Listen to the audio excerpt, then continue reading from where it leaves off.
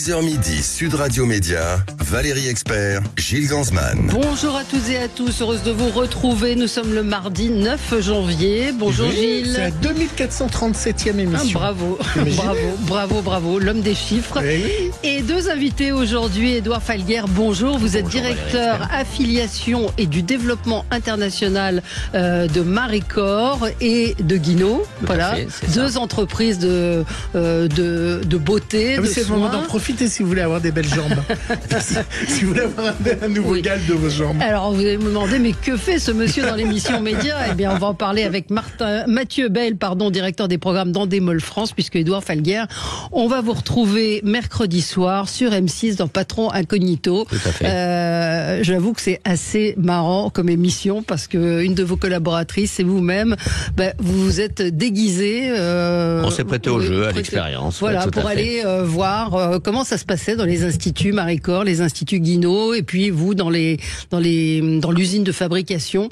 Et j'avoue que la transformation est assez étonnante. Mais puis on répondra à nos auditeurs qui doivent penser que c'est truqué, que évidemment tout le monde est complice. On verra si c'est le cas ou pas. L'envers du décor. L'envers du décor. Et puis on va parler des programmes d'Endemol avec vous, Mathieu Bell. On est ravis de vous avoir parce que Endemol, c'est une grosse machine. Secret Story, vous allez tout nous dire. Vous avez des secrets sur Secret Story. Vous savez que tout est très secret autour de Secret Story, vous vous en doutez. Absolument. On sait déjà que c'est Christophe Beaugrand, on est content pour lui, qui animera la prochaine saison, mais on passe tout de suite au zapping. Sud Radio Média, l'instant zapping. Valérie, vous allez en parler avec vos débatteurs après l'émission Média. Hier, le sondeur Brice Teinturier avait du mal dans cet avou à comprendre la logique d'enlever un bon ministre de l'Éducation pour en faire un Premier ministre. Oh, on se l'est tous dit. C'est quand même une difficulté passagère, mais une difficulté pour Emmanuel Macron. Si encore une fois Gabriel Attal est confirmé, devient Premier ministre, il aura déjoué effectivement tous les scénarios. Et c'est bien du Macron ça, de vouloir surprendre. Il l'avait fait en 2017, il l'a fait aussi avec Édouard Philippe, avec Castex, qui était inconnu du grand public. Donc on comprend la logique de Attal. Mais malgré tout, après avoir dit pendant ses vœux à quel point l'enjeu de l'éducation était un enjeu important, après avoir trouvé un ministre de l'Éducation qui en quelques mois a marqué des points, l'enlever pour le mettre à Matignon, c'est quand même pas tout à fait évident par rapport à la fonction et à l'importance déclarée de ce ministère. Vous êtes soutenu par le ministre de l'Industrie, les entreprises françaises comme la vôtre ? On peut être soutenu dans le cadre notamment d'importation ou d'opérations pour promouvoir les marques à l'étranger. Sur l'industrie, on Mais n'a est-ce pas que le d'aide gouvernement, en règle générale, aide les entreprises françaises ou pas ? À votre position dans la position qui est la nôtre en termes parce qu'on est une PME, on est 400 collaborateurs, vous voyez, on fait 80 millions d'euros de chiffre d'affaires, on n'est pas la tranche la plus aidée, je pense. Voilà, c'est une question que je me posais. Bonjour a été lancé hier sur TF1, Valérie, un vrai carton, on en parlera dans le supplément média, on va vous parler des audiences.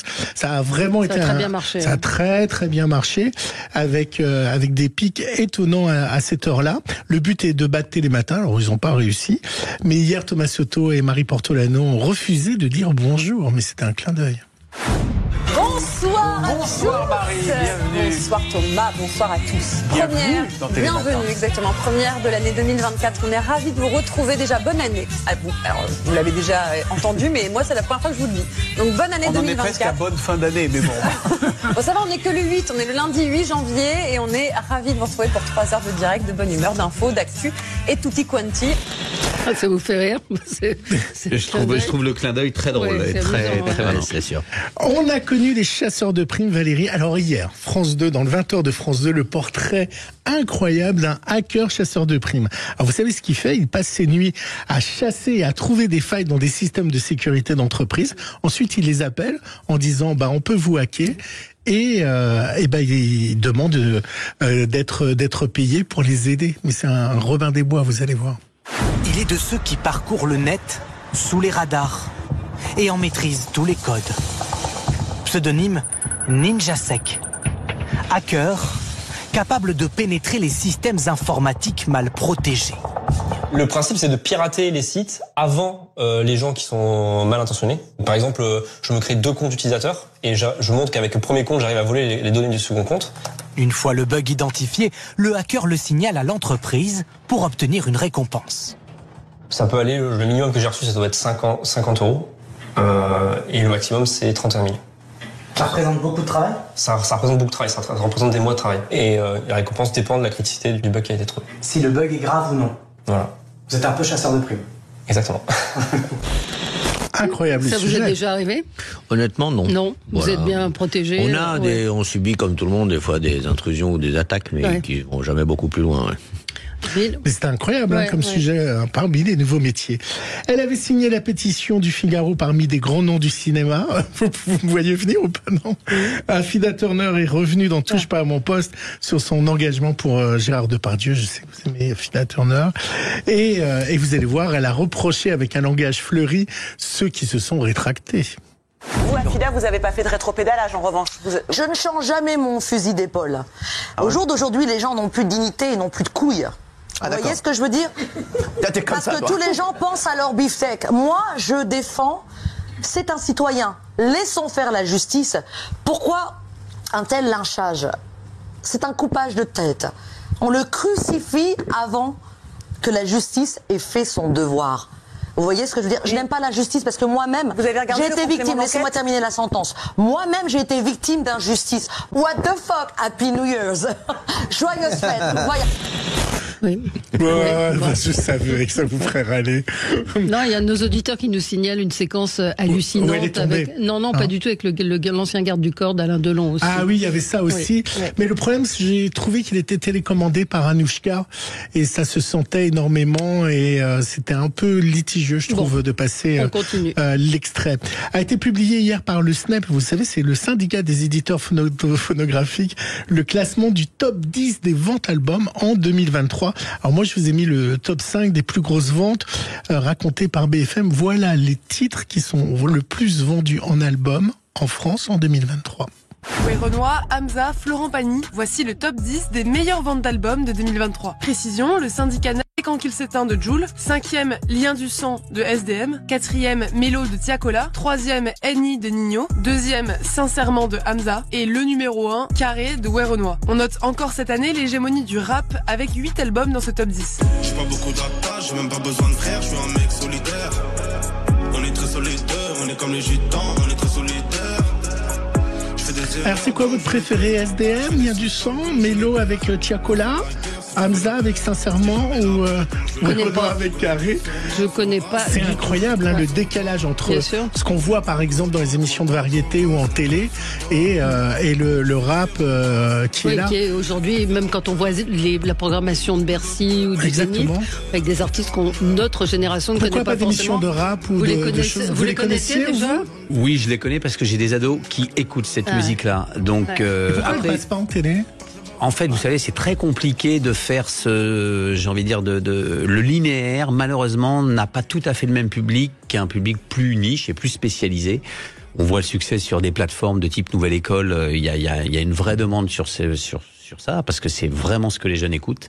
Mais le linéaire, on a une audience globale qui est plus âgée que cette jeunesse-là. Donc, de toutes les façons, c'est pas aujourd'hui, on peut pas transférer le succès digital en succès linéaire. Ouais, c'est numérique, streaming ou physique, demande Stéphane?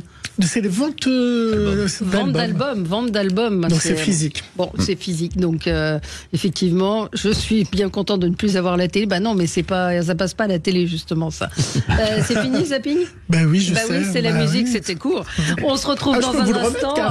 Non, ça va. On va se retrouver dans un instant avec Édouard Falguière que vous allez retrouver mercredi soir dans Patron Incognito et Mathieu Bell, directeur des programmes d'Endemol France. À tout de suite. Le 10h midi, Sud Radio Média, Valérie Expert, Gilles Gansman. Sud Radio Média, les invités du jour. Deux invités aujourd'hui, Mathieu Bell, directeur des programmes d'Endemol France. Vous produisez entre autres Patron Incognito. Absolument. Et nous avons un patron qui n'est pas incognito ce matin, Édouard Falguière, directeur affiliation. Et vous êtes également directeur du développement international pour Guinaud Maricor. C'est un énorme groupe d'instituts de beauté, de produits de beauté bien connus. Ça existe depuis combien de temps ? Depuis une 60aine d'années. Une 60aine d'années et ben vous avez accepté de vous prêter au jeu du patron incognito. Racontez-nous comment ça s'est passé, comment vous avez été approché. Moi j'aime bien les coulisses. Les coulisses, j'avais été approché par la production il y a déjà 1 année et demie, et puis on n'était pas prêt. Je me demandais comment, en qualité, on va dire, d'homme, j'allais pouvoir créer de la sensation, m'infiltrer dans des instituts de beauté. C'est pour ça que on a trouvé innovant cette année, dans le cadre de cette expérience, d'avoir 2 immersions finalement. Ma collègue Sophie Rollet, en qualité de directrice commerciale, est allée, elle, dans un institut sur Lyon, et moi je suis allé à nos laboratoires de production et sur nos chaînes de conditionnement. Voilà, vous avez subi une transformation assez incroyable, parce que vous êtes plutôt classique, costume, cravate. On va vous découvrir les cheveux poivre et sel, et là vous vous retrouvez en Patrick à Gourmette, avec les cheveux en pétard. Patrick Moreau, et voilà, intérimaire qui cherchait à relancer sa carrière professionnelle, et c'est tout l'attrait de l'émission de pouvoir être au contact finalement. Parce que vous pensez que si vous allez en tant que patron avec vos cheveux poivre et sel, on va vous cacher la vérité de ce qui se passe dans vos usines? Non, évidemment que non, on va pas me le cacher, mais j'aurai moins d'accès direct à l'ensemble de ses collaborateurs. C'est-à-dire que moi je vais de toute façon tous les mois à Damary-Lélis pour des réunions avec des directeurs de production, de recherche, de développement. Donc on travaille sur des sujets, mais j'ai pas forcément, sauf avec des événements particuliers, le contact direct avec l'ensemble des collaborateurs, tandis que là c'est l'avantage. Et on le voit bien avec Sophie, votre collaboratrice, dans l'Institut, où elle se fait passer pour une jeune femme en reconversion. Évidemment que le comportement serait pas aussi naturel si elle était là en tant que directrice. On voit vraiment alors elle souffre quand elle voit certaines choses. On va pas tout dévoiler. Évidemment.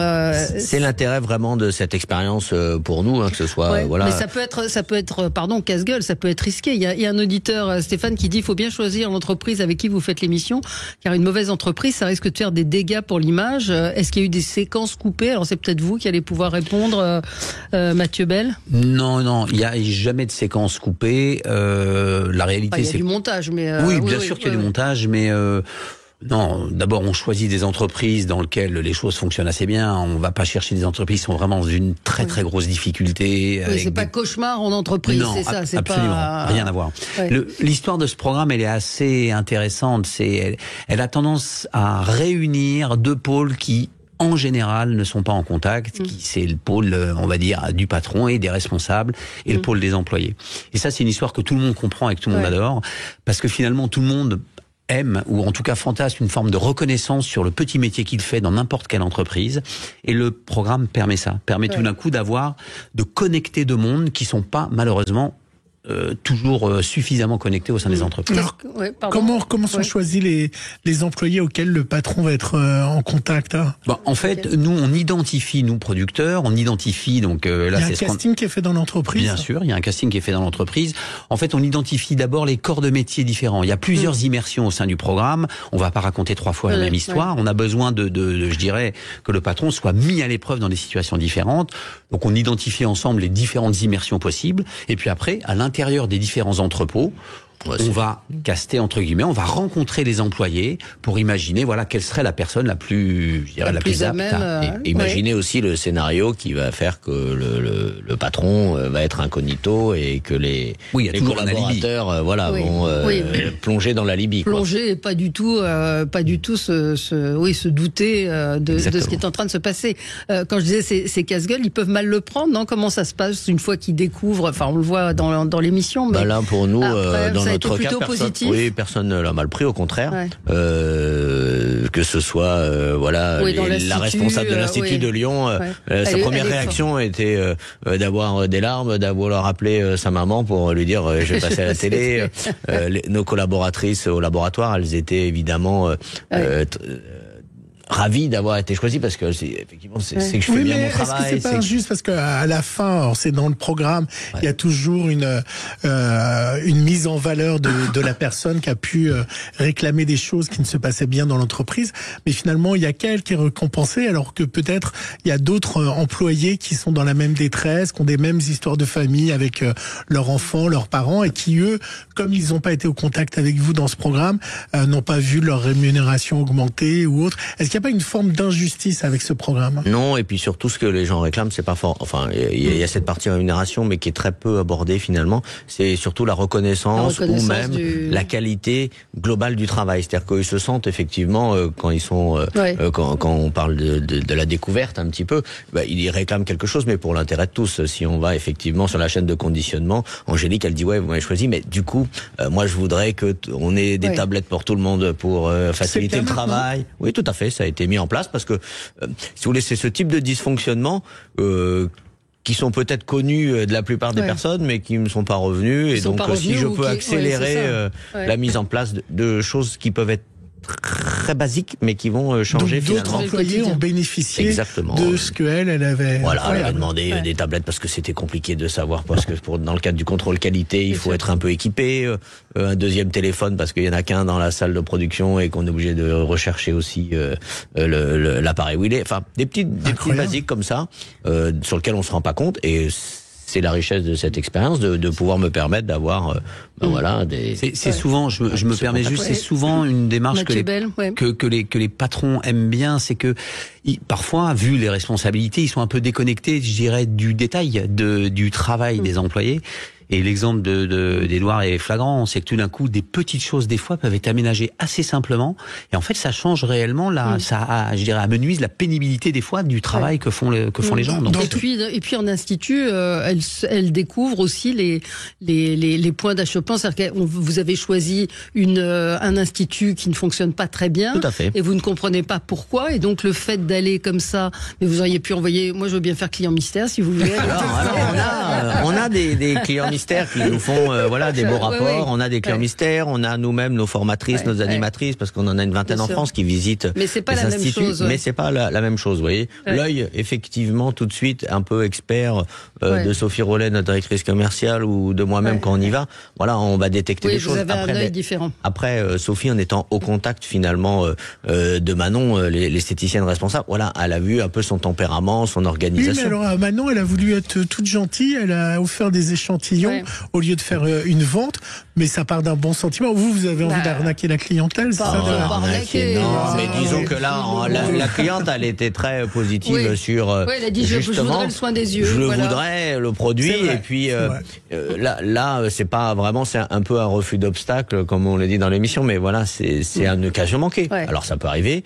Elle est jeune, mais il faut mettre les choses en place. Et c'est vrai que c'est la difficulté de notre métier. Les entreprises ont des vocations commerciales. Oui, c'est compliqué de trouver des entreprises qui acceptent de participer à Patron Incognito. Oui, c'est assez compliqué. C'est assez compliqué parce que c'est une exposition un peu à double tranchant pour les entreprises. Elles sont souvent inquiètes et c'est normal en se disant oula, mais voilà, qu'est-ce qu'on va filmer ? Elles ont aucun droit de regard sur le montage ? Elles ont un droit de regard. C'est assez exceptionnel en télévision parce que ça n'arrive pas.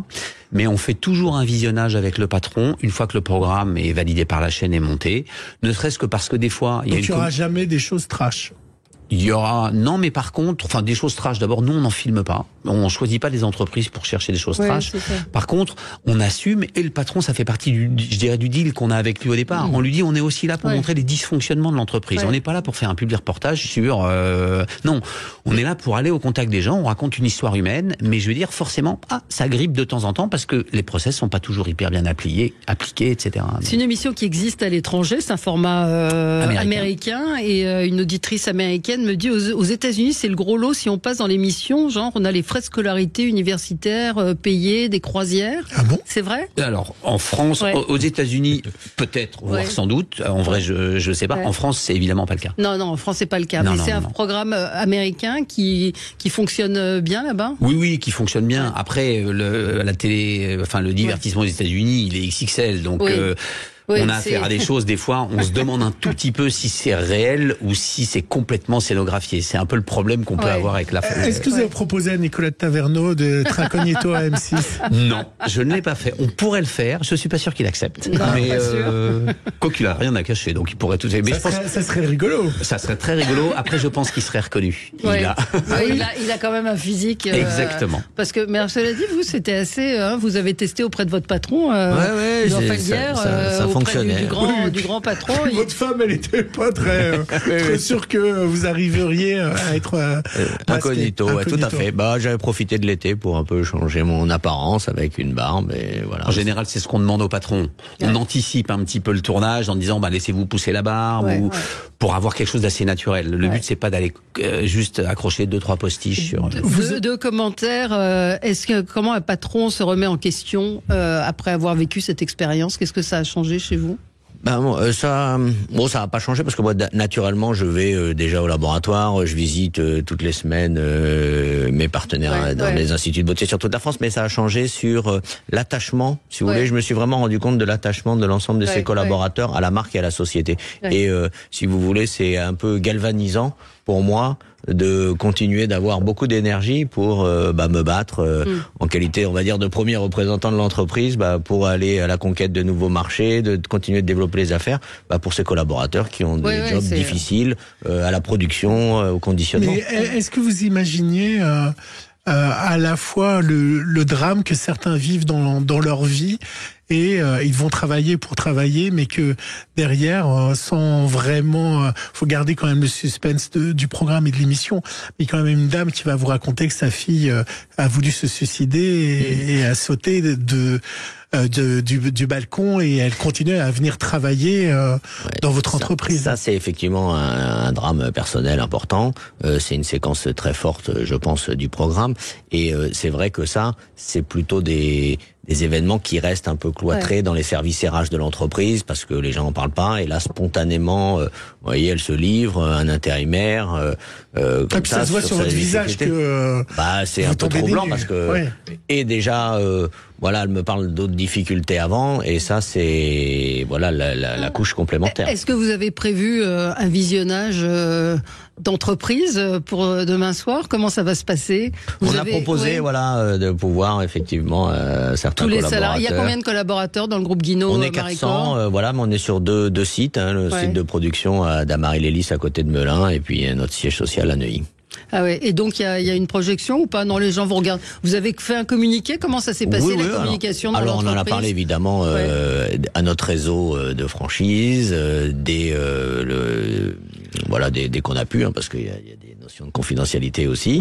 Et puis évidemment en interne, Alors en interne, ça s'est un peu plus répandu parce que comme il y avait la découverte, il y avait par ailleurs Monsieur Mondin aussi, le président qui a souhaité participer à la découverte, Donc c'est pour ça que ça s'est su. Et il n'y a jamais une opposition des syndicats?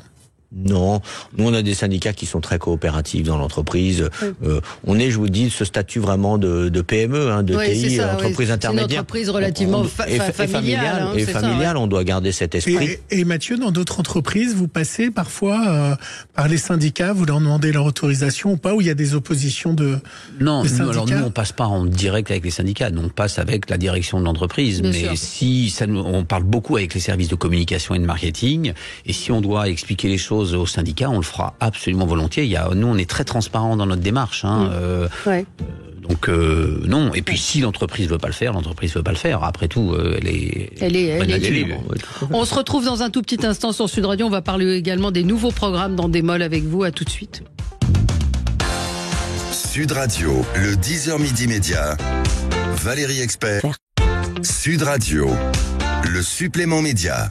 Le supplément média, on va vous donner quelques chiffres d'audience dans un instant, mais nos invités aujourd'hui, Edouard Falguière, qui est le directeur du développement international du groupe Guinaud-Maricore, qui est là pour nous parler de Patron Incognito, que vous pourrez découvrir demain soir sur M6 à 21h10, et Mathieu Bell, directeur des programmes d'Endemol France, et c'est vous qui suivez ce programme. Question d'un auditeur qui demande: est-ce que vous pensez que ça va donner envie de postuler dans votre entreprise chez Guinaud-Maricore? d'accord. J'espère. Ça vous fait de la pub en fait, en plus, non? Oui, dans un sens.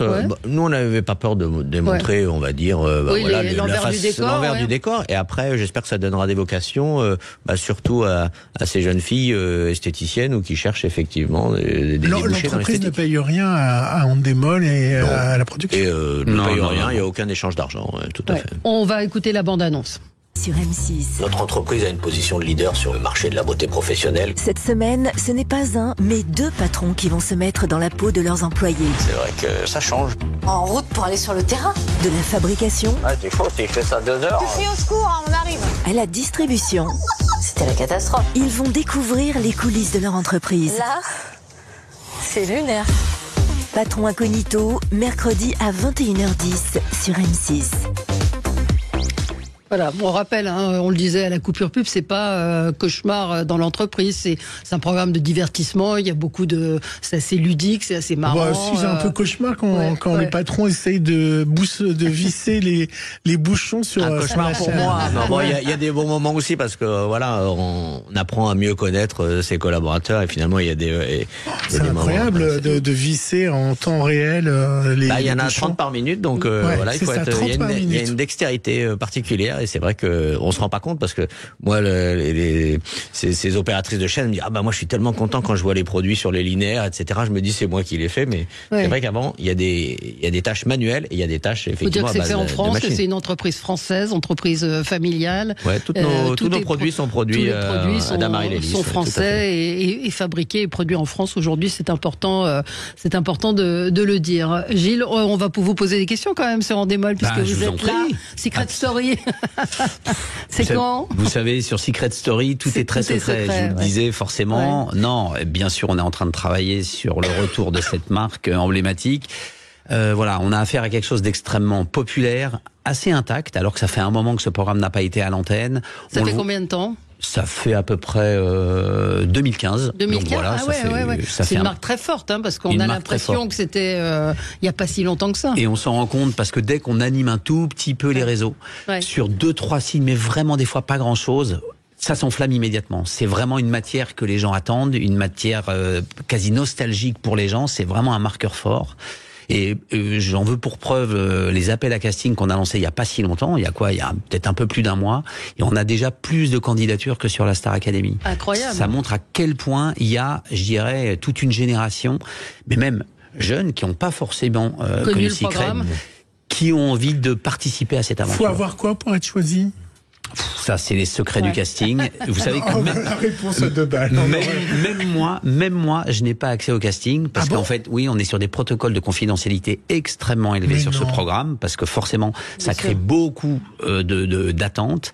Donc pour le moment, moi je n'ai vu personne, mais je sais que on a des profils. On veut des profils larges, en fait. On veut des profils en âge, en compétences, en secret.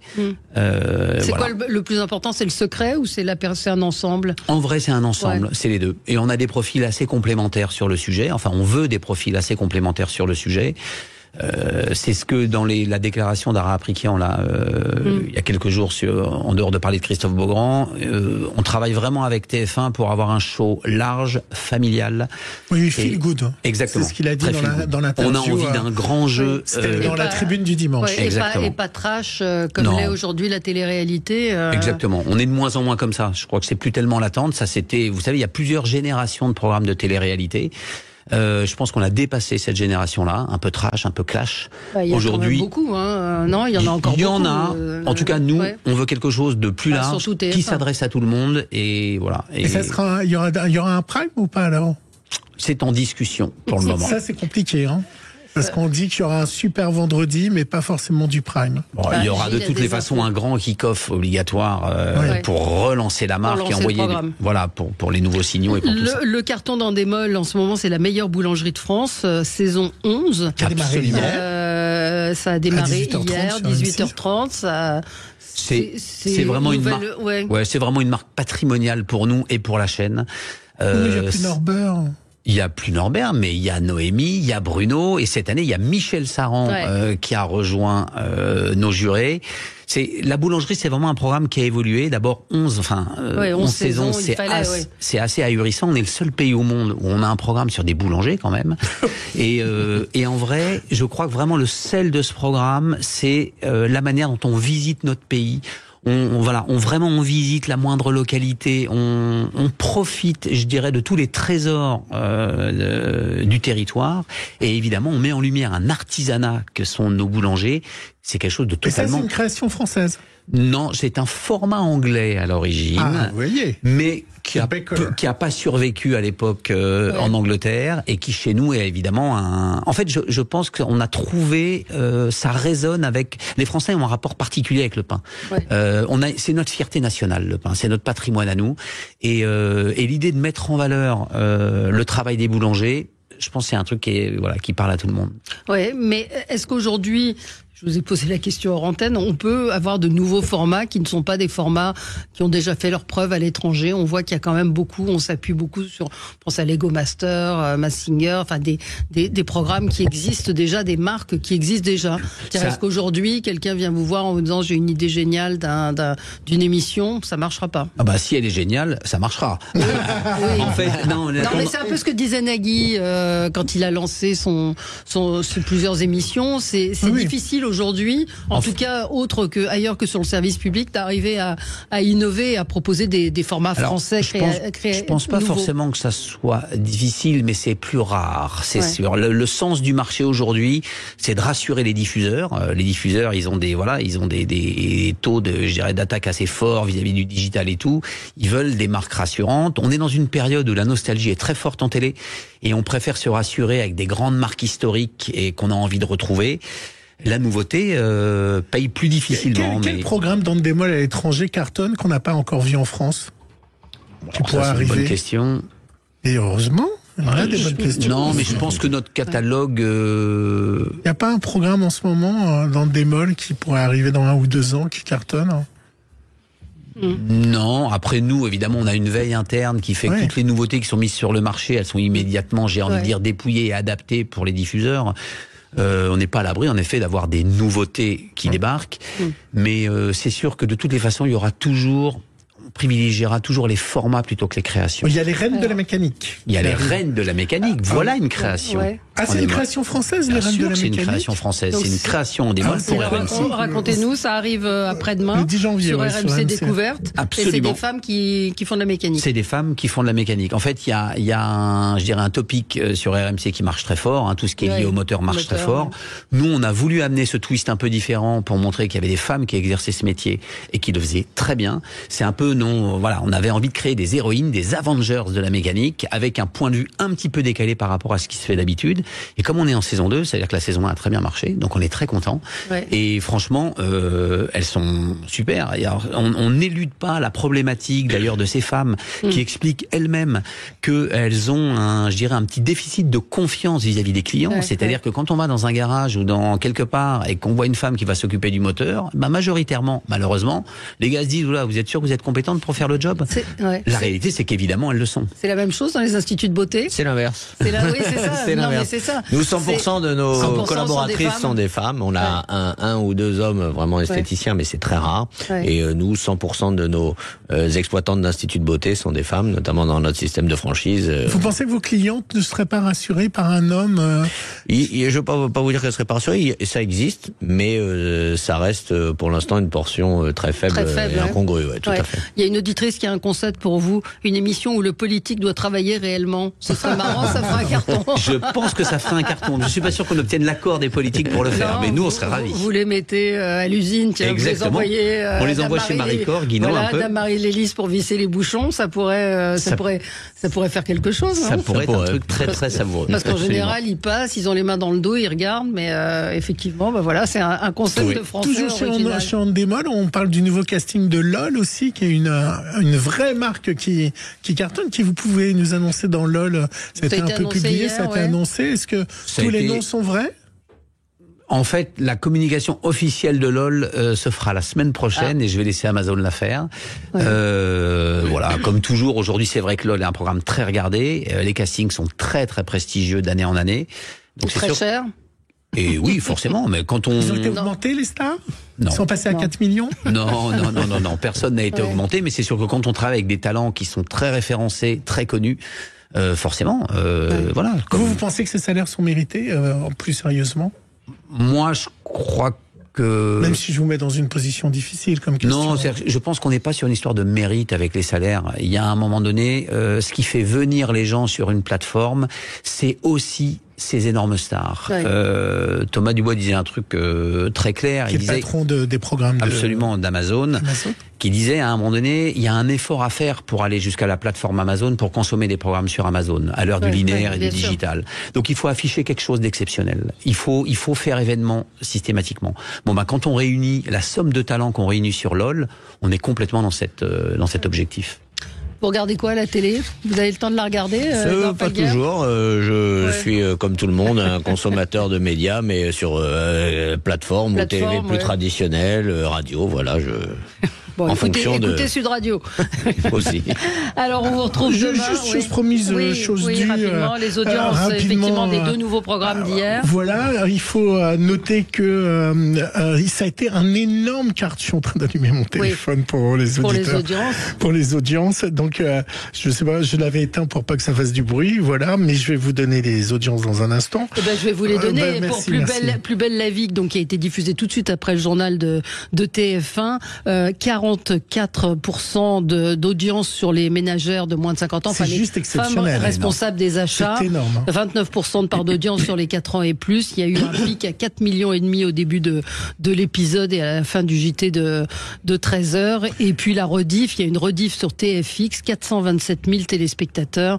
Et puis pour les fans de Plus belle la vie que j'ai autour de moi, c'est un retour réussi. Ils craignaient le passage sur TF1 en disant mais est-ce que...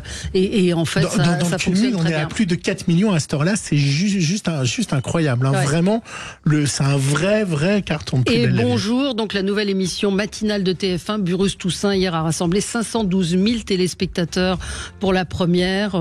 C'est plutôt un très bon démarrage. Oui, France 2 est à 623 000, donc c'est plutôt... Et puis l'âge moyen est plus jeune, ce que recherche TF1, 53 ans contre 60 ans pour Télématin. On va suivre ces audiences. Que BFM a que 400 000 auditeurs. Je pense que ça a été pioché dans les auditeurs des matinales des chaînes info. Merci à vous. Donc Patron Incognito demain soir sur M6 21h10. On va vous retrouver Édouard Falguière pour ceux qui nous ont suivis sur Facebook ou sur YouTube. On va pas vous reconnaître. C'est formidable. Et c'est vraiment très sympa. Franchement, beaucoup de plaisir à regarder ce programme. Merci. Et demain, faites-vous belle, Valérie. On reçoit Miss France. Ah bah oui, je vais me couper les cheveux. À tout à l'heure. Et on attend toujours la nomination du Premier ministre. Peut-être que ça va tomber dans un instant. Merci à vous, à tout de suite. Merci. C'est Céline Alonso, je vous souhaite une très bonne année 2024 avec Sud Radio. Bonne année avec Sud Radio. Sud Radio. Parlons vrai.